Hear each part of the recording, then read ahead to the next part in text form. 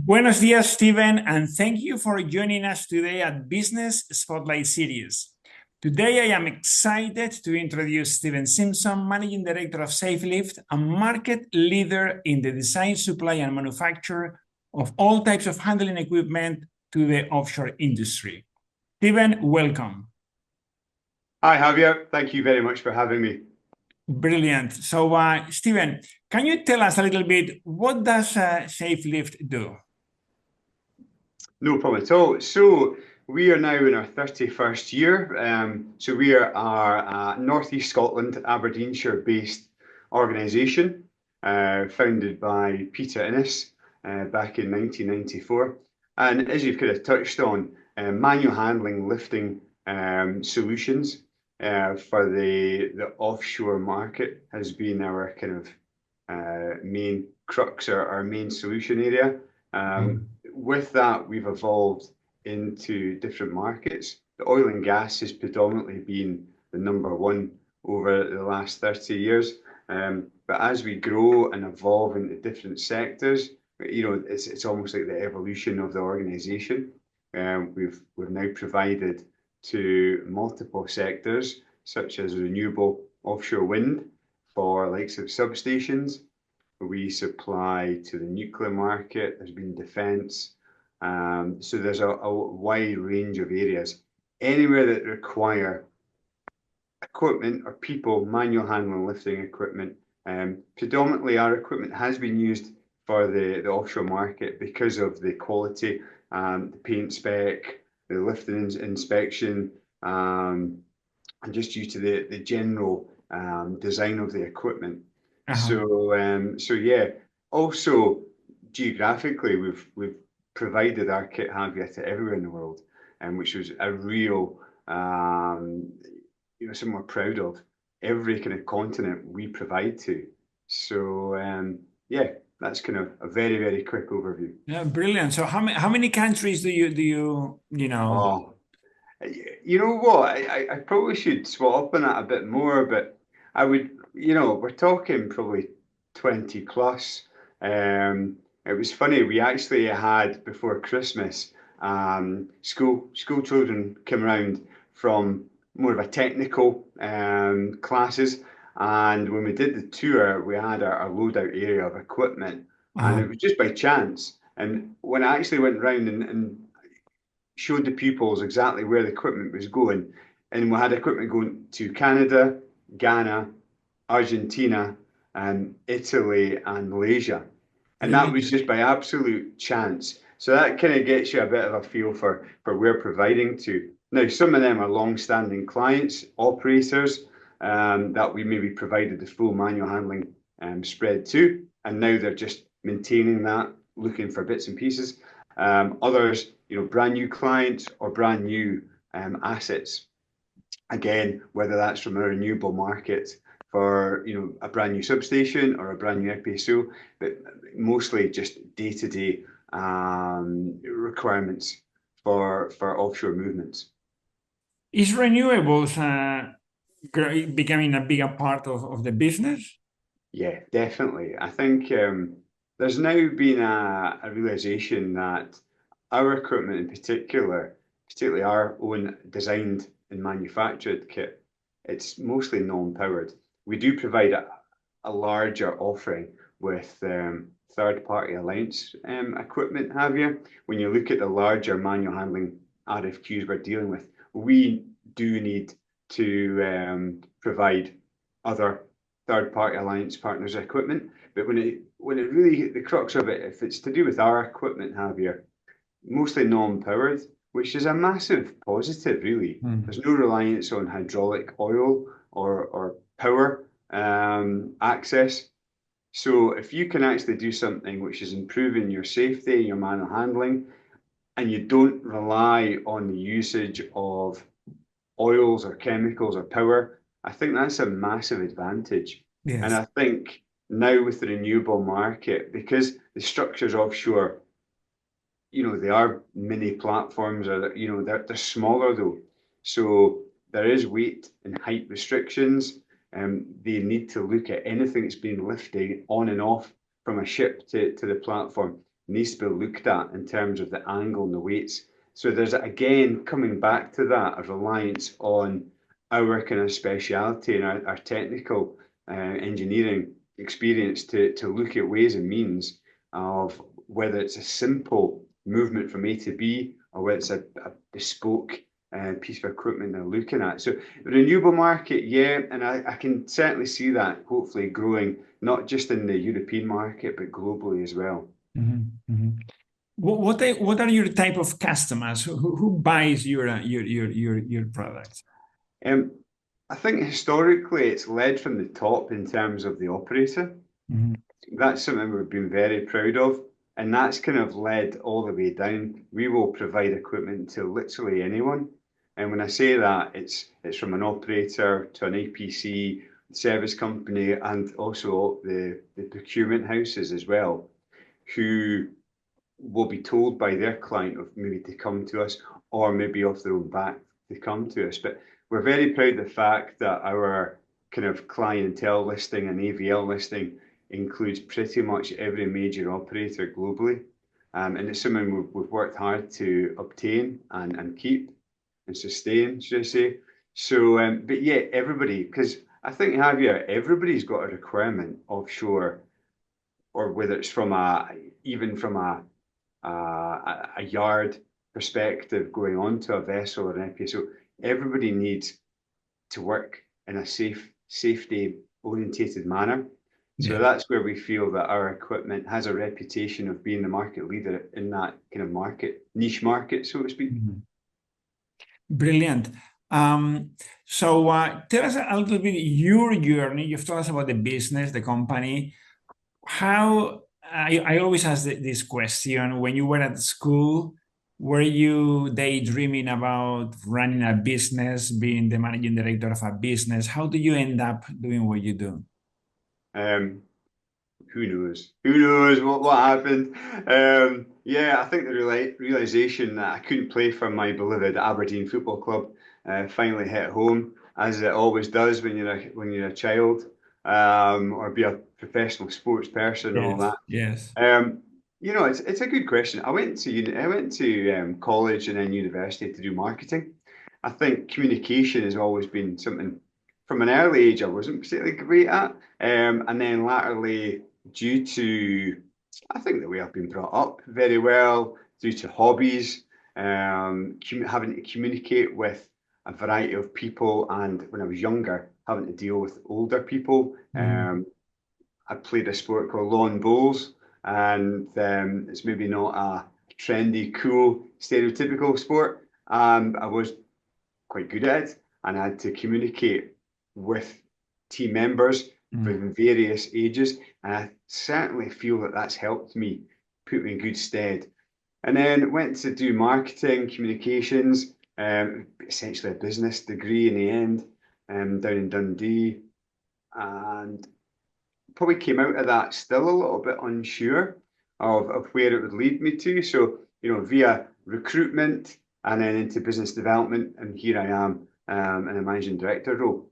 I certainly think the way that I've probably communicated has been a massive benefit of what's led me here.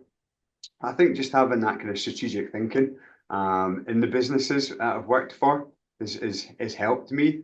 But hey, it's $1 million question on how I've got here.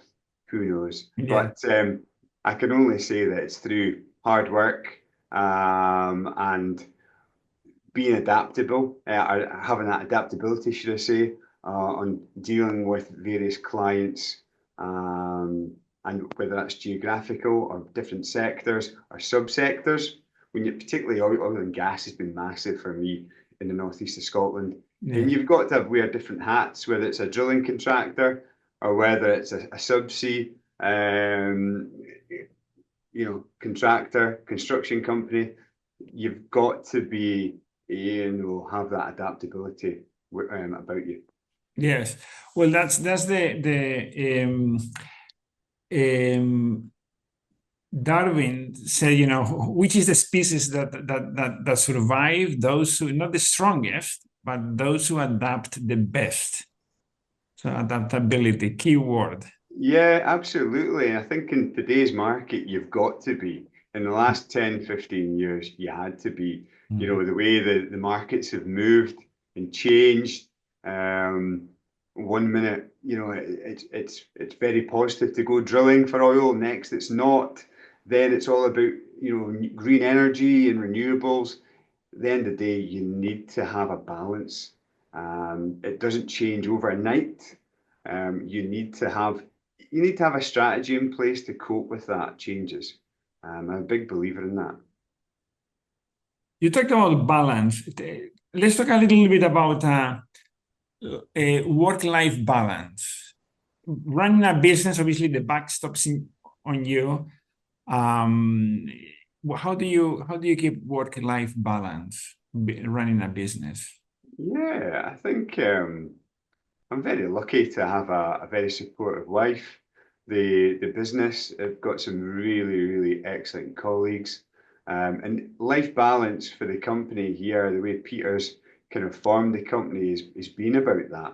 It never fully works like that from time to time. We get that. Big projects come and go, and folk, are pushed from pillar to post a little bit. But in general, we're very much about life balance. And I think COVID had a massive change in my thinking in life, if I'm brutally honest. Working silly hours, working late, and that was through me. A lot of the time it's through the actual person. Nobody's sitting there shouting at you to work. But I think I did have to reset myself slightly during COVID, that 2020-21 period. Young children, and just really not so much helping at home, but embracing them and enjoying them kind of growing up and getting involved in some of their hobbies. But it's a massive thing. It's easier said than done because it's so simple to get involved when things are busy at work, but and you get your late evenings. But you do need that balance and having a plan and working out through a kind of action plan of things that you have to do and things that could potentially either be delegated to other team members or that can wait. When you say that COVID, you learned a lot through the COVID time, and how did it change the your mindset or the way you apply yourself to work? Any particular nuggets there? I think probably being at home more, if I'm honest with you, I was never at home. I was at work pretty much. I wouldn't have dreamt at working at home or having that kind of flexible. I suppose now we're kind of back at that area, but I think I have certainly learned to I don't need to be at the office to get work done, whether it's just simple things like using communication. Pre-COVID, I didn't really use Teams or Zoom very often. It was only through Skype.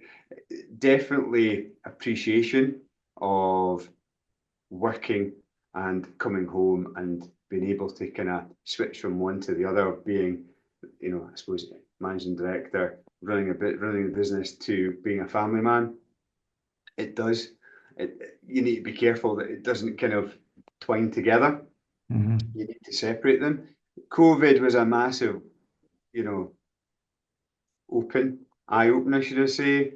Home teaching was probably the hardest thing I've ever done. Yeah, Um, so I give those teachers a round of applause because I couldn't do yeah, it. yes. It seems difficult managing a team, but managing a team of 30, a classroom of 35 pupils, I don't fancy that. So Mhm. having to kind of deal with the home teaching was definitely an eye opener for me. So Yeah. yeah, I think it definitely made me realise of what I had and where things had to change in terms of my balance and helping at home, but also focusing more on work during work hours as well. Brilliant. So recruitment, many businesses are finding difficult ever since COVID, recruiting talent, retaining talent. Same in your industry? Oh, absolutely, really bad. I think particularly up in the northeast of Scotland here, we have been hugely reliant on the oil and gas industry for so long, and you know, it's been it is a fantastic industry. However, we are losing, or seem to be losing, a lot of highly skilled individuals, whether they're straight out of university or college or straight out of school, or whether they're experienced individuals with 20, 30 years of work experience. We need to be careful, because there is under the other industries such as, you know, food and drink. We have the distillery industry is really big up here. It's potentially not being promoted appropriately, should I say, at school and university level, that it's maybe a career they want to go into, is maybe engineering in the oil and gas sector, or even renewables, and people want to move away from home.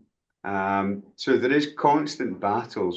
We've linked up. We've actually got a high school, Kemney Academy, right next door to where we are, and we've spent a fair bit of time in the last 12 to 18 months linking up with the school, educating them on who we are, and that this could be, you know, a future work opportunity for them. So yeah, that's still work in progress.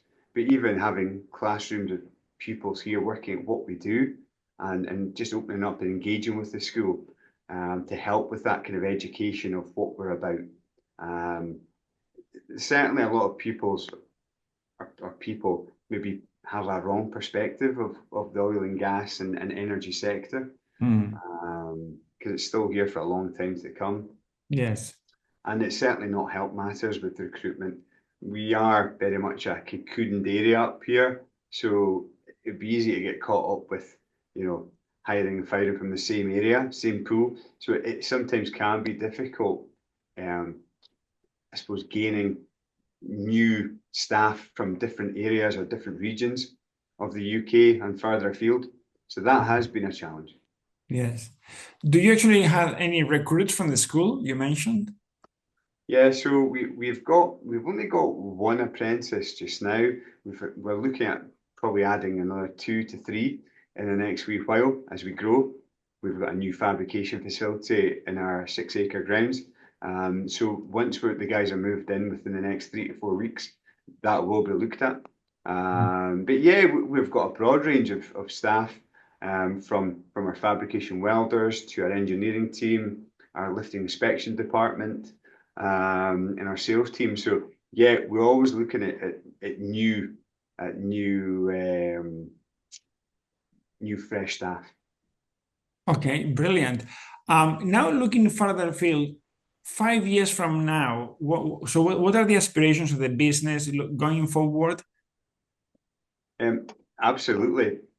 We've got huge aspirations for remaining as our HQ to be in the northeast of Scotland. We're very proud of that. We want to, and that's the reason for building a new facility in our grounds. However, the global markets is definitely a massive area for us. In the last 12 months, we've grown from 30% export to 42%.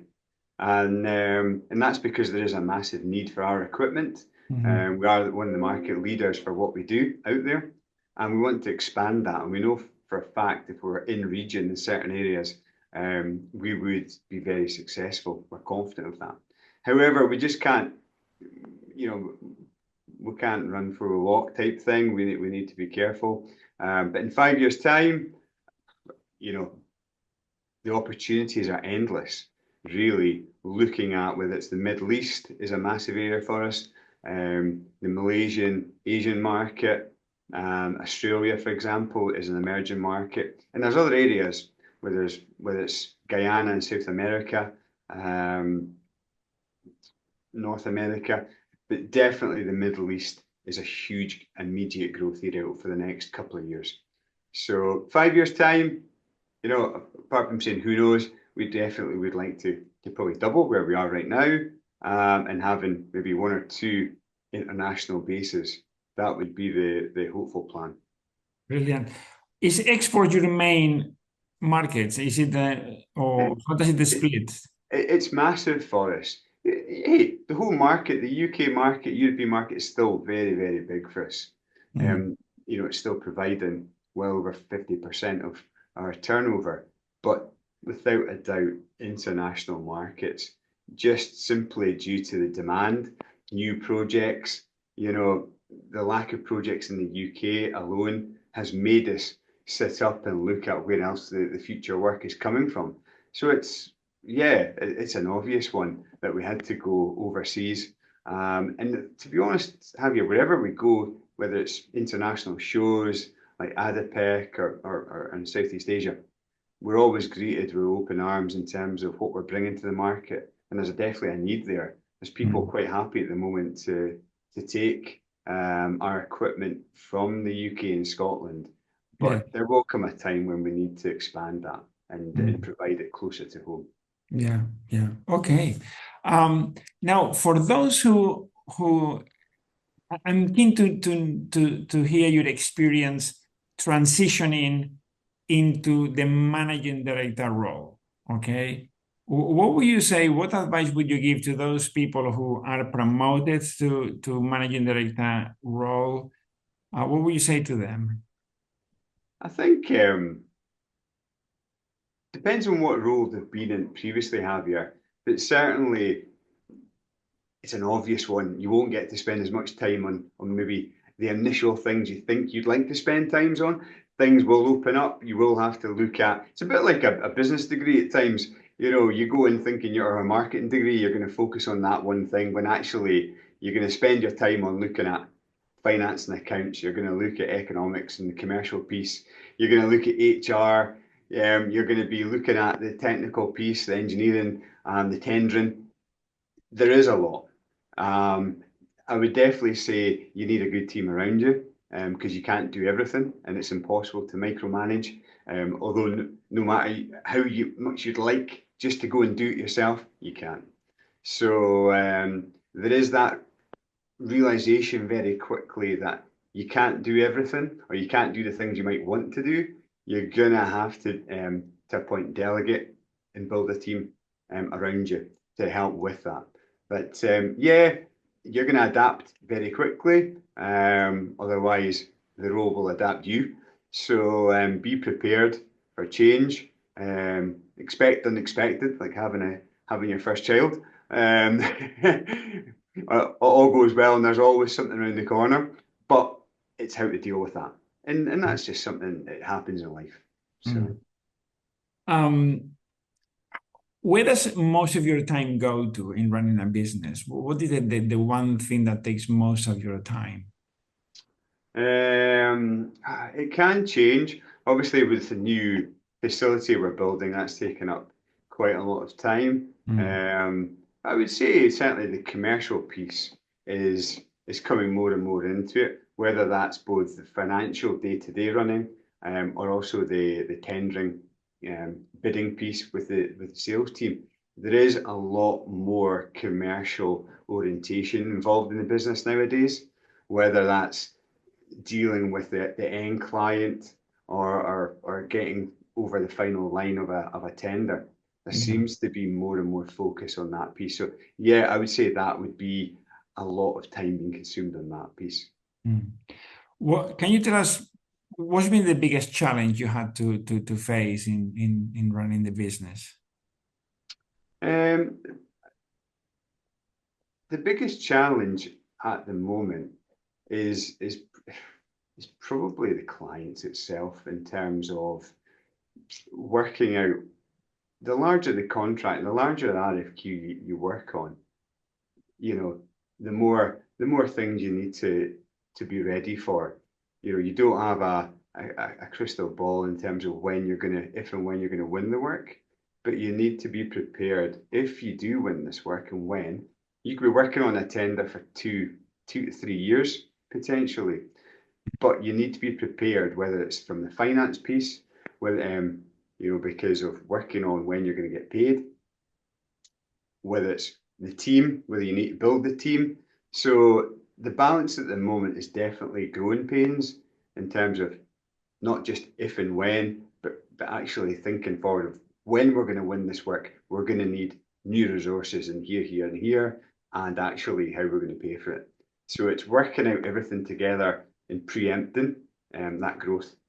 That's probably the biggest challenge right now. Brilliant. And going out to, do you have you got a book that you've read that had an impact in your life, or you want to share that you had some good golden nuggets from it? Yeah, probably caught me a bit unprepared, so apologies for that. But I would say the one that jumps out at me would be Alex Ferguson's a bit of a hero of mine. Obviously Aberdeen. I'm not Yes. a Man United fan, by the way, just to put that out. But Alex Ferguson is a hero of mine, and his book Leading, certainly I really, really enjoyed it because it was slightly. I love football, but it was definitely a different perspective in football Yes. and more the business side of things, and Yes. the way that I know he's done the whole Harvard School piece as well. Yes. I really enjoyed his thinking on dissecting it all in terms of his vision and how he had to break it down in dealing with a squad of multi-millionaires and how to convey it and break it down and get Yeah. his thoughts through to them. So that was definitely probably one of the books in recent history that really had an impact on me. Brilliant. I may read that now after your comment here. Brilliant. So Stephen, what piece of, just wrapping up a little bit, what piece of advice would you give to your 18-year-old self? Um, I would say to my 18, gosh, it would be never get too, yeah, don't get pigeonholed too soon. You know, it's all great going to these career fairs and that, and it's fantastic looking at ideas of what you want to do. And I think that's brilliant. If I hear someone that they know what they want to do, fantastic. And I love that. However, don't be too defined either. Don't be too pigeonholed. You know, don't set your sights. Be ready to take on a new challenge that you maybe never thought that you would get involved in. In my career to date, you know, I couldn't have predicted any of them, any role that I've been in. I would have never predicted that when I was 18. Yes. So it's you know, you make your own path really. But there's opportunities out there. And I think definitely I'd be telling my 18-year-old self is, you know, keep positive, and there's always opportunities there if you're willing to expand your ideas and work hard. There's always going to be things out there. Brilliant. Well, with that great insight, Stephen, thank you very much for joining us today at Business Spotlight Series and for sharing your experience with us. Thank you so much. Thank you very much, Javier. Thank you.